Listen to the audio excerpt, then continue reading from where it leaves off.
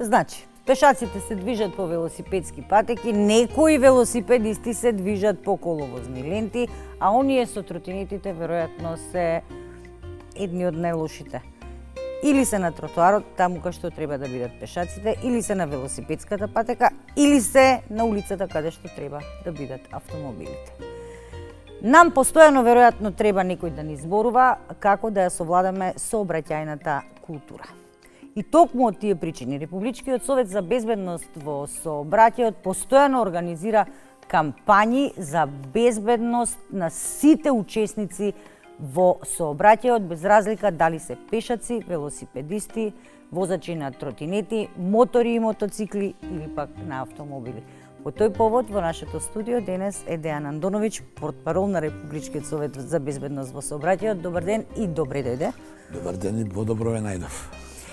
Она што би сакала да прашам на почетокот, имавме можност, видовме каква е ситуацијата во Скопје, во Куманово, во Струмица. Имаме ли ние сообраќајна или вело инфраструктура и култура? Прво, второто ќе го одговорам. Сообраќајната култура се одразува на тоа колку сте културни воопшто, такви ќе бидете во сообраќајот. Значи, колкава е вашата култура, тако ќе биде и културата или сообраќајната култура во сообраќајот. Оттаму и ние овие кампањи кои ги правиме имаме за цел да ја подигнеме таа сообраќајна култура, бидејќи и од прилогот се виде дека што е всушност проблемот, што кога сте на велосипед ви сметаат пешаците, кога сте пешак ви сметаат велосипедистите, кога сте возач ви сметаат пешаците, кога сте пешак ви сметаат возачите. Токму тоа е, треба да ја најдеме вината до сите нас и ние сите да подигнеме својата свест, значи јавната свест, и да подигнеме сообраќајната култура. Во прилогот видовме дека сите се во право, а всушност никој од никого не е во право, бидејќи ниту велосипедистите на велосипедската патека возат, а кога возат на пешачка како се однесуваат. Бидејќи се знае дека се вози велосипед таму каде што има услови. Не можете вие цик-цак меѓу луѓето да возите бидејќи имате право. Или тротинетите или пак пешаците кои ако имаат пешачка лента одат по велосипедска патека, но имате и велосипеди кои одат по пешачка патека иако имаат велосипедска лента. А да не зборувам и дека има оние насоки од десната страна на булеварот е за еден правец, од левата е за другиот правец, а имате контрадвижења. Така да има многу примери за тоа како се греши, но ние во Советот се обидуваме првен да класифицираме дека нема неодговорна група на учесници во сообраќај, туку има неодговорени поединци. Значи имате одговорни пешаци и неодговорни пешаци, одговорни велосипедисти и неодговорни, возачи на автомобили, на тротинети и сето тоа. Затоа сите ние треба да ја подигнеме својата свест, значи јавната свест, сообраќајната култура, да бидеме потолерантни и повторно ќе кажам, се вози таму каде што има услови, а каде што нема, колку и да имате право, немојте да возите. Пролење, добро, денес, утре е дождливо е времево, но ќе биде повторно, убаво, повторно сончево, сите ќе бидат на улица, сите ќе бидат на они кои што возат велосипед, повторно ќе ги имаме моторите и мотоциклите во сообраќајот. Започнувате со една кампања која што е наменета токму на нив, но и на периодот кој што е пред нас бидејќи месец мај, месец на матурите. Токму така ние кампањата за велосипедисти, пешаци и мотоциклисти трае бидејќи со доаѓањето на пролетта, па потоплото време зголемена е фреквенцијата на сообраќајот и во градските и вон градските средини. Ако зборуваме за урбаните средини, сведоци сме на зголемен број на велосипеди, на електрични тротинети, се разбира на пешаци. Ќе потсетам, сите ние први сме пешаци, па се по тоа, значи зголемена е фреквенцијата на движење и оттаму секое мало непочитување, некаква мала сообраќајна некултура или непочитување на правила и прописи веќе се гледа дали со некаква сообраќајна незгода или можеби со некаква препирка или нешто. Генерално затоа апелираме до сите учесници во сообраќај, вклучувајќи и нас, дека сите ние мораме да ги почитуваме правилата и прописите, пропишаната сообраќајна сигнализација, но мораме да ја имаме малце сообраќајна култура, мала трпеливост,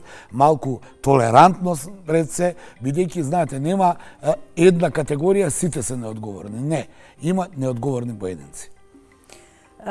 кога станува збор за велосипедистите, има ситуации кога ги почитуваат сите правила, се движат прописно, онаму каде што е тоа препорачано, но не носат заштитна кацига која што би требало да ја носат додека се учесници во сообраќај. Добро, се препорачува, законски не се... Да, не е задолжително. Не е задолжително, но се препорачува ради нивна безбедност, не заради така нешто друго. Но, може би велосипедистите, една од поголемите грешки кои ги прават или прекршоци е она нивно преминување на пешачки премин. Имено има црвена една лента на оваа пешачка зебра, од каде што тие треба да поминуваат, а има места на тие зебри пешачки каде што нема црвена лента. Таму кај што има треба од таму да поминат. Многу биде не поминуваат, одат диагонално, одат од другата страна на пешачкиот, така го загрозуваат пешакот, што да кажат пешаците, на пример. Или каде што нема црвена лента, а поминуваат со велосипед. Таму не смеат да поминуваат, туку треба да се симнат од велосипедот и како пешак да го преминат, да преминат улицата. Затоа велам, никој не е она идеален и не се сите за се криви. А треба да се почитуваат правилата, да се бидат јасни правилата, но јас повторно ќе кажам и секогаш сум велел. Колку и да имате право, прилагодете се на условите. Вие може да имате право, но ако имате пред вас пешаци, должни сте да се симнете, да ги преминете пешаците и да продолжите да возите. Тоа е што се однесува до велосипедите. Се разбира, пешаците исто така. Немаат они, пешаците не се категорија на граѓани, учесници на сообраќај кои не подлегнуваат под правила и прописи. Сите подлегнуваме под правила и прописи. Пешакот не може каде што ќе му текне да премине или каде што ќе му текне да се движи. Така да, тоа е апел и до пешаците, бидејќи ние сите први сме пешаци, а потоа се друго, дека уште како пешак, ако сте културен и ги почитувате правилата и прописите, така ќе бидете и велосипедист, и тротинетџија, и мотоциклист, и возач. Кога веќе ги споменавме тротинетите, јас би сакала да ни кажете збор два за нивното учество во сообраќајот, иако многу пати сме зборувале. Тротинетите сега ги има многу. На улиците ги има на секаде. Дел од нив се однесуваат како возачи, како што треба, дел не ги почитуваат. Па тротинетите за жал, да, но повторно ќе кажам, и таму има учесници, управувачи на тротинети, на електрични тротинети кои културно се однесуваат и возат според правилата. Но можете да видите дека носат заштитна кацига, а не треба, например. Рефлектирачки елек, а не треба. Не се, мислам, законски обврзани. А се препорачува исто како и велосипедисти. Се разбира поради тоа што законската одредби кои ги имаме се такви, тротинетите се уште како едно нов тип на возило, ми се чини, релативно понов тип, не е како велосипедот, се уште ја нема ја разработено таа сообраќајна култура на тие што управуваат со нив, но тие подлегнуваат под законските одредби и тие се под санкции и верувам дека и кај нив ќе се подигне јавната свест и сообраќајната култура, бидејќи ги гледаме нели последиците доколку тоа не е така. Но генерално повторно ќе кажам, и тротинетите, и велосипедите, и мотоциклистите, и управувачите на моторни возила се должни да ги управуваат, да учествуваат во сообраќај согласно законите, правила, прописи, пропишана сообраќајна сигнализација и сето она што опфаќа еден закон за поголема безбедност во сообраќајот. Само сакам да кажам дека и околу сообраќајната инфраструктура ние мораме да бидеме свесни дека сообраќајната инфраструктура не може да се шири со толкова брзина колку што се шири бројот на учесници во сообраќајот и бројот на овие превозни средства, еве и тротинетите конкретно. Ако велосипедските патеки биле правени за велосипеди, сега тука се и тротинетите. Вие не можете да им направите уште една тротинетџеска патека. Затоа велам, тука треба да има културата. Но од друга страна, треба да има културата и да не се возат тротинети и велосипеди таму каде што се пешачки патеки, каде што имате патеки на, да кажеме, на планина, каде што се движат луѓето, на кеот на реката Вардар, каде што се шетате со мало дете или имате прошетка и ви поминуваат велосипеди и тротинети, а тие имаат патека на 100 метри подале. Значи, повторно ќе кажам, не можеме да генерализираме дека се сите неодговорни или сите одговорни, но исто така и да очекуваме дека сообраќајната инфраструктура ќе се развива со толкова брзина колку што се развива брзината на бројот на возилата. Ако во минатото на едно семејство имало едно возило или на две семејства едно возило, вие сега во едно семејство имате 3 возила, така да улиците се исти. Не може да се расшират со толкова брзина колку што семејството купило возила. И бидејќи сме месец април, веќе за недела две започнуваат и големите апсолвентски забави, започнуваат матурските прослави. И оваа година Републичкиот совет за безбедност во сообраќајот излегува со кампања за почитување на правилата и некористење алкохол. На матурска вечер без автомобил, ние секоја година тоа го правиме во овој период од годината, бидејќи доаѓаат матурските прослави. Теренски активности имаме, одиме по средните училишта, каде што представници на Републички совет пред матурантите разговараат, образложуваат и ми објаснуваат зошто не треба да одат со автомобил на матурските вечери, бидејќи јасно и повеќе од јасно е дека тоа е еден почеток на нова фаза во живот, каде што треба матурантите да запомнат таа вечер по прославата, а не да се концентрираат дали ќе одат со автомобил, бидејќи таму секако ќе има и алкохол и се разбира тие се законски, бидејќи тоа се возачи почетници, не би смееле да возат после 23 часот вечерта.